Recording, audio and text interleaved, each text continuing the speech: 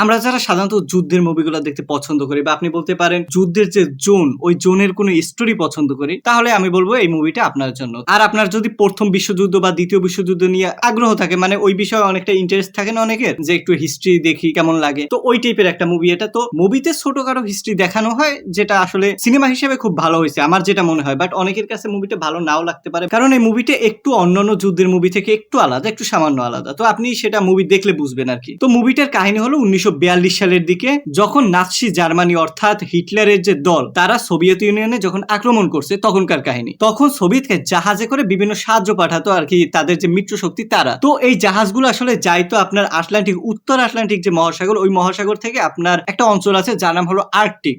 Arctic এই টাইপের একটা অঞ্চল আছে। তো ওই জায়গা দিয়ে যাইতো, এবং জায়গাটা আসলে যেহেতু আটলান্টিক মহাসাগর সেহেতু বরফ শীতল পানি, আর যে কারণে এই পথটা ছিল অনেক বিপজ্জনক পথ। এছাড়া বিপজ্জনক হওয়ার আরো কারণ আছে, কারণ এই যে সমুদ্রপথ, এই সমুদ্রপথ আসলে জার্মান যে আপনার সাবমেরিন এবং জার্মান যে যুদ্ধ বিমান, এই যুদ্ধ বিমানগুলোই আসলে ঘিরে রাখছিল এই জায়গাগুলো। জার্মান বাহিনী যেখানে থাকবে এবং সেখান থেকে আসলে সাহায্য নিয়ে যাওয়া, এটা অনেকটা ইম্পসিবল টাইপের ব্যাপার, তাই না? বাট মুভিতে সব জাহাজের কাহিনী দেখানো হয় না, একটা জাহাজের কাহিনী দেখানো হয় যেটা আইসল্যান্ড থেকে আইসে সোভিয়েত ইউনিয়নের উদ্দেশ্যে যাবে, এবং তার আশেপাশে অনেক জাহাজ থাকে, যেমন বিশেষ করে ইংল্যান্ডের যে জাহাজগুলো হেল্প করার জাহাজ বা ইংল্যান্ডের সেনাবাহিনীর জাহাজ থাকে। বাট তখন হঠাৎই একটা নিউজের কারণে বা একটা খবর পায়, এবং আপনার যে ইংল্যান্ডের যে সৈন্যরা বা ইংল্যান্ডের যে জাহাজগুলো, ওইগুলো অন্যদিকে চলে যায়, অর্থাৎ তারা আসলে ফেরত পাঠায় নেয় তাদের যে জাহাজগুলো। তো তারা অর্ডার করে যে বাকি যে জাহাজগুলো আছে সেগুলো যেন তাদের নিজেদের মতো করে গন্তব্যে পৌঁছায়। আর তারপর শুরু হয় এই মুভির মূল কাহিনী। আসলে একটা জাহাজ এবং তার সোভিয়েত ইউনিয়নের কাছে পৌঁছানো, এই যে তাদের সাহায্য নিয়ে, এটা আসলে অনেক ইম্পসিবল একটা ব্যাপার ছিল। বিশেষ করে জাহাজের ভিতরেই কিছু নাবিক চাইতো যাইতে,